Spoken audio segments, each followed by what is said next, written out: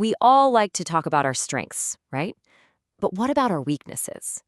Today, we're going to dive into a really famous phrase that flips the whole idea of weakness on its head and shows us how to turn it into a major tool for growth. Let's get right into it. So, have you ever heard someone say something like, "Oh, that's my Achilles heel"? Maybe they're talking about public speaking, or maybe a serious love for chocolate cake, or even a tendency to procrastinate. It's a phrase we hear all the time, but do we really get the powerful lesson that's hiding inside it? Okay, so let's break this down. What are we really talking about when we use this term?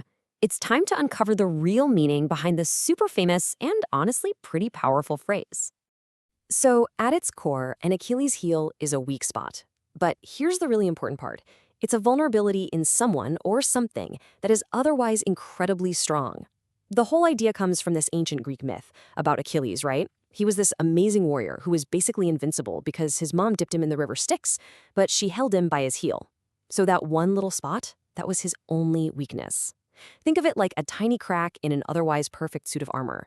It's that contrast between huge strength and one tiny flaw that makes this idea so interesting.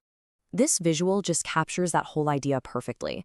On one side, you've got this picture of total power, someone who seems unstoppable, right? Exceptionally talented, super strong. But then, on the other side, there's that single critical weak spot. And that's the scary part. It's that one little vulnerability that if you ignore it, could actually threaten to bring the whole thing crashing down. All right, to make this idea really stick, let's look at a super concrete example.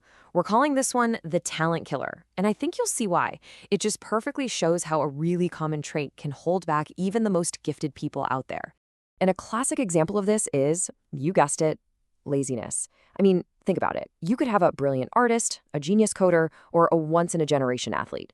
They could have all the talent in the world, but if laziness is their Achilles heel, it might not matter at all. It can stop them from ever really reaching their true potential. And this is exactly why a weakness like laziness is so dangerous. It literally works against your strengths. It's that little voice that whispers, don't bother, when your talent is ready to shine. It completely stalls your growth because, let's be real, progress takes effort. And in the end, it can be the single biggest wall between you and the goals you want to achieve. But here's the good news, okay? This isn't about just finding our flaws and feeling bad about them. No way.